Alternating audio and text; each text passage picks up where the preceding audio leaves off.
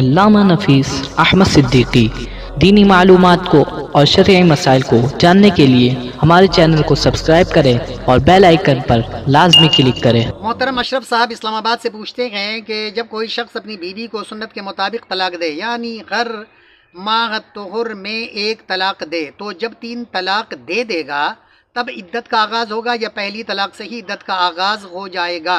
तो मोहतरम अशरफ साहब, पहली बात तो यह है कि हर तोहर में एक तलाक उसने दी है तो ये तलाक हसन कहते हैं कि हर तोहर में उसने 3 तोहर में 3 तलाक़ें दी, तो 3 तलाक देने की ज़रूरत ही नहीं पड़ती है। बेहतर तो यही है, अगरचे इस तलाक को भी एहसन है, तलाक़ एहसन कहते हैं, लेकिन सबसे बेहतरीन जो तरीक़ा है तलाक़ देने का वो तलाक़ एहसन है, हसन नहीं है। ये हसन तरीक़ा है और एहसन तरीक़ा उसे कहते हैं कि आपने एक तलाक दे दी है, एक तलाक देकर आपने छोड़ दिया, फिर दरमियान में 2 तलाक देने की ज़रूरत ही क्या है, क्योंकि इद्दत जो ही मुकम्मल होगी उसकी एक तलाक के बाद 3 मेंशंस वो इद्दत मुकम्मल करेगी। इद्दत मुकम्मल करते ही वो आपके निकाह से निकल जाएगी, तो हमें फिर दोबारा और से 12 तलाक देने की ज़रूरत ही नहीं है। अगर आपने 3 तलाक़ें दे दी हैं और ज़िंदगी के किसी मोड़ पर अगर आपको उससे फिर दोबारा निकाह करने की नौबत आएगी तो आप नहीं कर सकते। आप फिर वो हलाला करे, दूसरे से शादी करे, आपकी इद्दत गुजारे, दूसरे से शादी करे, फिर वो छोड़े, फिर उसकी इद्दत गुजारे, फिर आपके पास आए।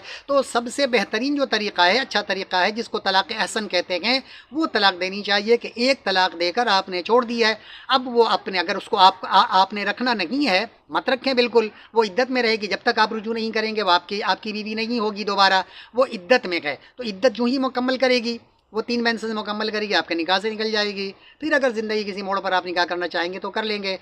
तो बेहतर तरीक़ा यही है। और आपने जो सवाल किया कि आया आगाज़ कहाँ से होगा इद्दत का आगाज़ पहले ही तलाक से उसकी इद्दत का आगाज़ हो चुका है। अगर बशर्ते कि उसने पहली तलाक देकर रुजू नहीं किया या दूसरी तलाक देकर उसने रुजू नहीं किया, जब रुजू नहीं किया तो तलाक की इद्दत वहीं से है जो पहली तलाक उसने दी है। तो तीसरी तलाक के बाद, जैसा कि हदीस पाक में है कि उसने जब तीसरी बार तोहर आले तो उसे आखिरी तलाक दे दे, उसके बाद वो औरत एक हैज़ इद्दत गुजारेगी। यानी अगर 20 दिन में, 25 दिन में, 30 दिन में, जैसे उसको हैज़ एक आखिरी जो हैज़ होगा तीसरी तलाक के बाद, जो आखिरी सबसे पहले हैज़ होगा आखिरी तलाक के बाद, तो उसकी इद्दत ख़त्म हो जाएगी। यानी हो सकता है कि 20 दिन मज़ीद उसे गुजारना पड़े तीसरी तलाक के बाद, हो सकता है 25 दिन, हो सकता है 1 महीने उसे गुजारना पड़े। यानी वो इद्दत, उसकी इद्दत का आगाज़ वही पहली तलाक से हो चुका है, ना ये कि आखिरी तलाक से। वमा अलैना इल्लल बलाग। तलबुल इल्मि फरीदतुन अला कुल्लि मुस्लिमिन। इल्म का हासिल करना हर मुसलमान मर्द औरत पर फ़र्ज़ है।